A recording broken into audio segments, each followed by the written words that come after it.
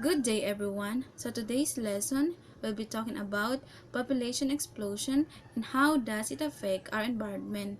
So first, let us define what is population explosion. Accordingly, population explosion refers to the rapid and dramatic rise of the world populations that has occurred over a few hundred years between 1800 until today. The world population increased from 1 billion to 7.3 billion as of today, and it's quite alarming. So, the world population is growing by approximately 74 million people per year. Population growth is not evenly distributed across the globe. Scientists are yet to conclusively determine the human carrying capacity of Earth. Population is only one of many factors influencing the environment. We have consumed more resources in the last 50 years than the whole of humanity before us. The 20th century saw the biggest increase in the world populations in human history. We humans are remarkable creatures. From our humble beginnings in the small pockets of Africa, we have evolved over a millennia to colonize almost every corner of our planet. We are clever, resilient, and adaptable, perhaps a little too adaptable. In 2015, the world population is more than 7.3 billion people. That's more than 7,300,000,000 bodies that need to be fed, clothed, kept warm, and ideally nurtured and educated. More than 7.3 billion individuals who, while busy consuming resources, are also producing vast quantities of waste. And our numbers continue to grow. The United Nations estimates that the world population will reach 9.2 billion by 2050.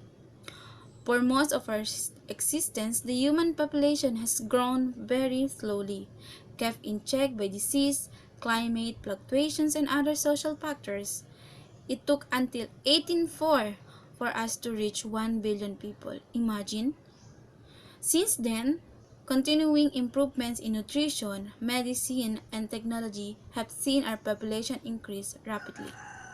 So what are the impacts of so many people or human in an environment?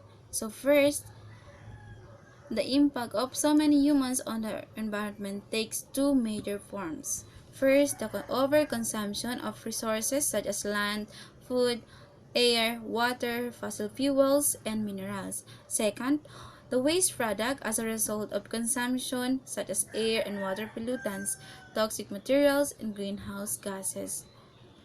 Many people worry that unchecked population growth will eventually cause an environmental catastrophe.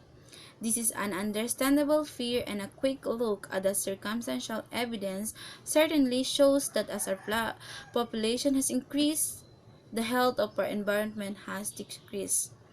The impact of so many people on the planet has resulted in some scientists coining a new term to describe our time, the Anthropocene epoch. So what is this Anthropocene epoch? Unlike previous geological epochs, where various geological and climate processes define the time periods, the proposed Anthropocene period is named for the dominant of influence humans and their activities are having on the environment. So, meaning to say, the Anthropocene epoch is the dominant influence of human in the environment. In essence, human are new global geophysical force. It's no surprise that as our bird population continues to grow, the limits of our natural resources such as fertile land, potable water, forests, and fisheries are becoming too obvious. You don't have to be a math whiz to work on that because the more people use more resources, create more waste. So what are the common causes why there is a population explosion? So developing countries tend to have higher birth rates due to the poverty and lower access to family planning and education. So now, how do we solve this delicate problem of population growth and environmental limitation? What are the possible solutions to this problem? First is that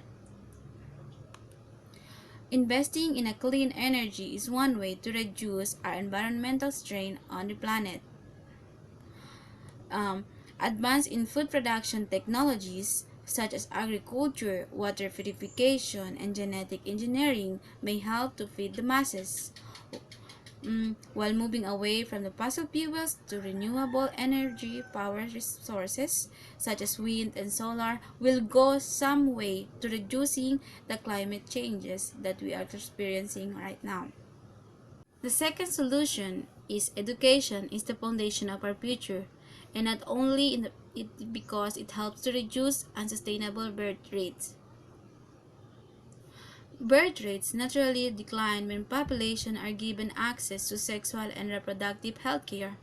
Education for boys and girls beyond the primary level is encouraged and made available, and women are empowered to participate in social and political life. Providing a health, educational, or financial incentive has also proven to be effective in combating some population issues.